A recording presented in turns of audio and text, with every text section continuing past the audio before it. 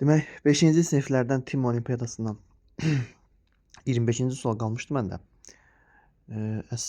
Bir də bu sualın izahında kömək oldu mənə müəllimlər. Sağ olsun. Rauf müəllim bir də R bölməsində çox adam yazdı. 2-3 nəfər yazdı. Oradan izah yazanlar arasında Rauf müəllim bu izahın yaranmasında kömək oldu. Günay müəllimə də təşəkkür edirəm. Əlavə başqa izah verdi. Hər iki izahda da trapesiyadan söhbət gedir. Üçbucağın sahəsindən söhbət gedir ən azından. 5-ci siniflər üçün bilmirəm bu sual nə qədər dərəcədə uyğundur. Yəni bizdə burada sahədən bundan istifadə edəcəm. Trapesiyanın sahəsini tapmaq üçün məsələn məsələn deyək ki, ABC trapeziyası olsa, ABCD trapeziyası olsa, sahə bərabərdir. Oturacaqların cəmi, yəni A + B oturacaqlar olsa, cəmlərinin yarısını hündürlüyə vurmaq lazımdır. Bu trapesiyanın sahə tapılmasıdır. Yox, üçbucağı istəyirsənsə tapmaq, adi üçbucağın sahəsi, məsələn üçbucaq ABC-ni tapmaq istəyirsənsə, oturacağı, yəni A-nı vurmaq lazımdır hündürlüyə, bölmək lazımdır 2-yə. Yox, məsələn düzbucaqlı üçbucağın sahəsini tapmaq istəyirsənsə, deyək A, B, D olsun. Katetləri, yəni A-nı, B-ni bir-birinə vurub bölmək lazımdır 2-yə. Və bunlardan istifadə etmək lazımdır. Bilmirəm, bu trapesiyadan istifadə edib bu sual tapmaq nə dərəcədə düz gələcək. Bəlkə də asan yolu var, bilmədim az. İndi deməli, sualın deməli forması necədir? Birinci bölgülərimizi aparaq, görək hansı trapesiya və hansı üçbucaqlar var. Bizdə elə buradan görünür ki, bizim belə bir trapesiyamız var, baxın. Burada belə bir trapesiyamız var. Baxın burada. Sonra ən aşağıda elə belə bir üçbucağımız var. Hansı ki düzbucaqlı üçbucaqdır. Sonra burada yarımçıq hissə qaldı. Bu da bir üçbucaqdır. Sonra bizdə burada içəridə baxın belə bir üçbucaq var. Məsəl üçün hündürlüyü ilə, ancaq hündürlüyü ilə həll olunması gərəkən bir üçbucaq. Baxın bu ərazi boşdur.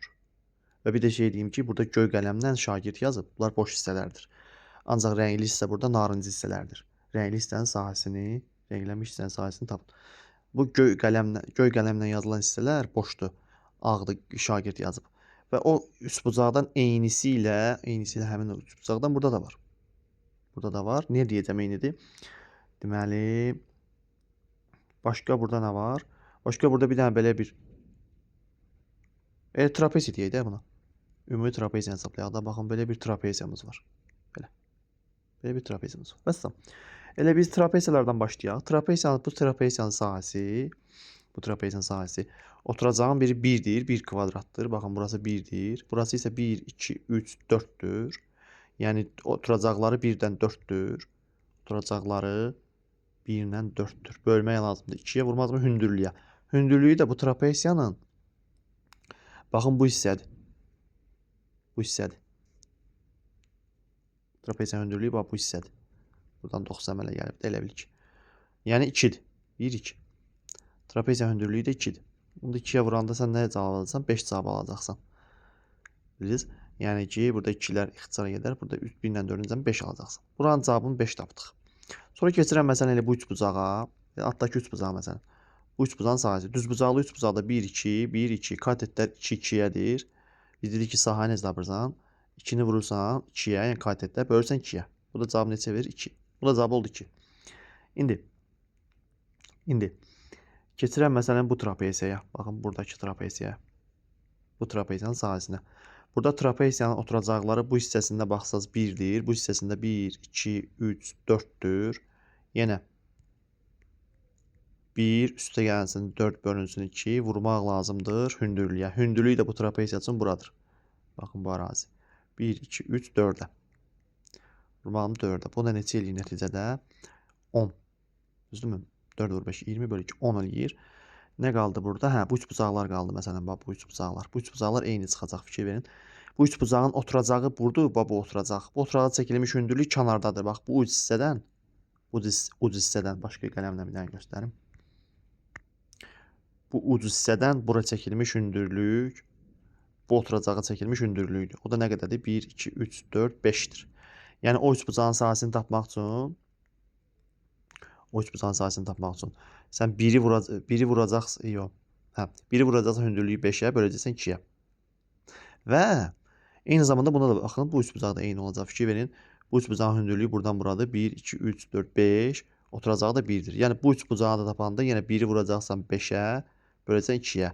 Bu ikisini toplamaq bizə nəticədə nəyi verəcək? 5 cavabını verəcək. Nəticədə 5 cavabını verəcək. Buradan 10 almışıq. Sonra buradan 5 almışıq. 2 almışıq. Bunları da ayrı-ayrı. Və bir də burada üçbucaq var. Fikir verin, buradakı üçbucaq. Bu üçbucaqda yenə bir katet 1-dir. Katetləri 1-i vuracam. Bir katetdə 1, 2, 3, 4-dür. 1-i vuracam 4-ə, böləcəm 2-yə. Bu da 2. 2 də buradan aldıq. Başqa bir şey qaldı mı? Başqa bir şey qalmadı.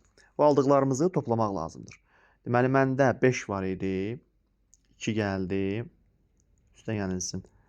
Buradan deməli trapezi 10 tapdım. Üstə gəlsin. Deməli 5 tapdım. Sonuncuda da 2 tapdım. Bunların cəmi neçə eləyir? Ağları tapırıq bir hazırda. Deməli 7, 7. 14, 24 aldım. Bu olada 24. Yəni ağların nəticəsi 24. Və bu da 6-nın 6-ya olduğu üçün bir kvadratdır. Yəni 6 vur 6 ümumi sahədən həmin o 24-ü çıxacam. 36-dan da 24 çıxanda 12 cavabını almış olacağıq. Yəni cavab burada 12-dir. B variantı olmuş olacaq. Diqqətinizə görə minnətdaram.